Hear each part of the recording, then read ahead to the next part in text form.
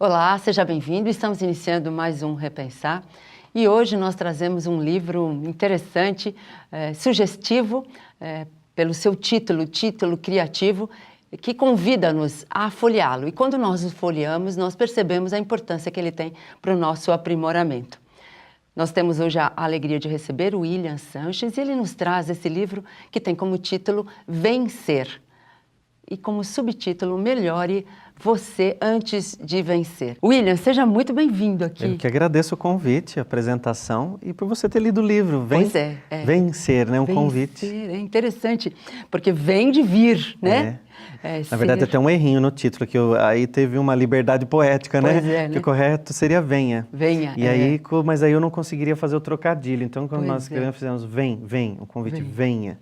Né? Mas ficou vencer, porque quando falamos rápido, a gente fica com aquela ideia de vencer, do verbo vencer. E a ideia que eu tinha era justamente isso. Né? Então, assim, o primeiro impacto que você tem ao olhar para o livro, né? Sim. Por exemplo, na livraria, você fala, nossa, esse livro aqui deve ser muito bom, porque ele já me traz um estímulo importante para a vida. Ou quando escuta o título, alguém falando, eu li o vencer. A primeira coisa que você pensa é numa palavra só. Exato. E o título, Melhore você. Melhore você. Antes de vencer. Aí sim o verbo vencer, né? De vencer na vida. Porque todo mundo está buscando vencer na vida, né? Ser feliz.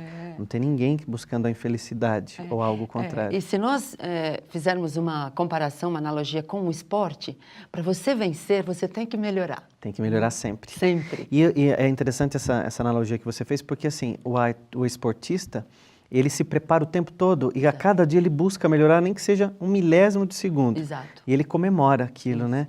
Tem gente que está querendo correr a São Silvestre, faz a inscrição naquela semana, quer mudar a alimentação, quer mudar tudo e quer ganhar. Pois é. Então a vida é justamente isso, se preparar para poder conseguir vencer, né? Mas esse livro Vencer, Maria, ele é uma transição na minha carreira como escritor, porque eu tinha, na verdade, 2 livros sobre educação. Tenho 2 livros na área da educação. O primeiro é a Pedagogia do Compromisso, e o segundo livro foi o Mais Respeito. Sim.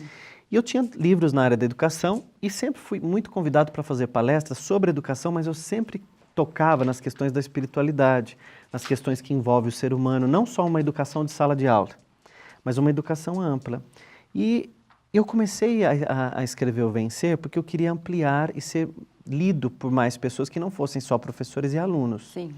E aí o Vencer, então, é uma transição. E esse livro Vencer, eu sou grato a ele até hoje, porque esse livro que me levou para o rádio, esse livro que me levou para a televisão depois.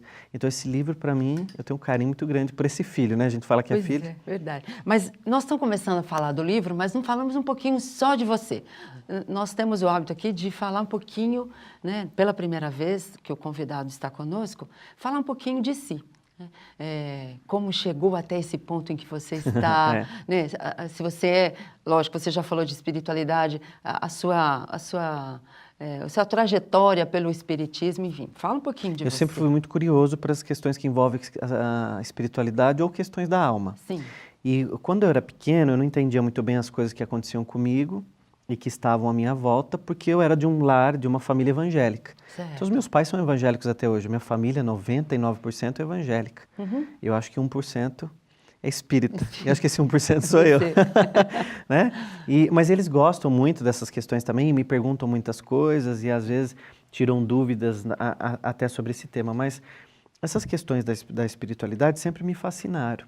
E algumas respostas que eu tinha da doutrina evangélica não me saciavam. E eu perguntava, às vezes, as coisas e as pessoas não sabiam me responder. E eu sempre tive manifestações espirituais de ver espíritos, de ouvir pessoas, de pessoas que conversavam comigo.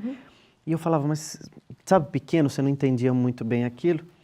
E quando eu entrei para fazer minha primeira faculdade aos 17 anos. Quando eu vim para fazer minha faculdade em São Paulo, eu comecei a estudar textos de filosofia, e não conhecia o espiritismo. Aliás, eu tinha muito medo. Quando falavam de espiritismo, eu já achava que era macumba, morrer de medo de espírito, morrer de medo de fantasma, morrer de medo do que eu via mesmo, né? Certo. E fugia muito dessas coisas. Até que um dia já tinha me formado, já estava trabalhando numa faculdade de São Paulo, e sempre pensando nessas questões da vida e questões da morte também. Eu conheci uma diretora de uma faculdade, que era minha chefe na época, que me convidou para conhecer a casa espírita dela. E eu tenho uma admiração muito grande por ela, pelas questões que ela faz de educação, de gentileza, sempre muito doce com todo mundo. E eu falei, só pode ser a religião dela. Pois é, não dá para ter medo, né? Não dá para explicar. É. Então, só pode ser a religião dela, só pode ser... E um dia eu perguntei para ela, qual que é a sua religião? E ela respondeu assim para mim, eu sou espírita. E eu fiquei, meu Deus, e agora, né? O que eu faço? E ela me convidava sempre a ir à casa espírita dela.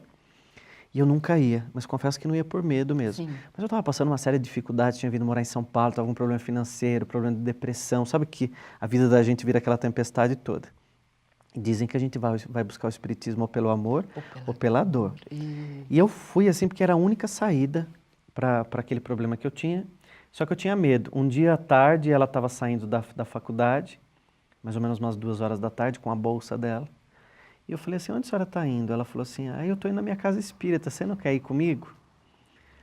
E eu pensei na hora assim, que hora começa lá? Ela falou, 3 horas. Eu falei, eu vou porque está de dia ainda, porque se acontecer alguma coisa está claro.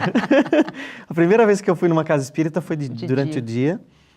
Nas 3 horas da tarde assisti a palestra e ali aconteceu para mim uma das coisas mais bonitas que foi assistir uma palestra, que foi tocar na doutrina espírita e ali me despertou, acho que foi uma semente que brotou e até hoje eu estou estudando essas questões. É porque você é jovem, né? E você já logo despertou, né? Apesar do medo, você logo despertou. Então eu acho interessante.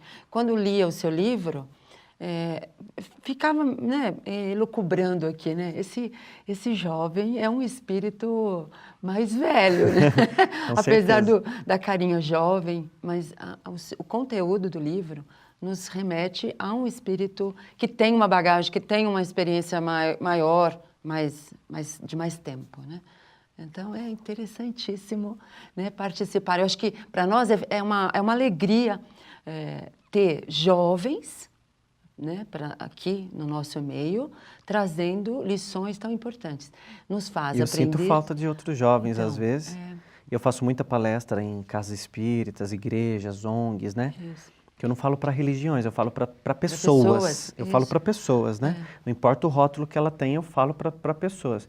Então, eu não fico esquematizando isso, não.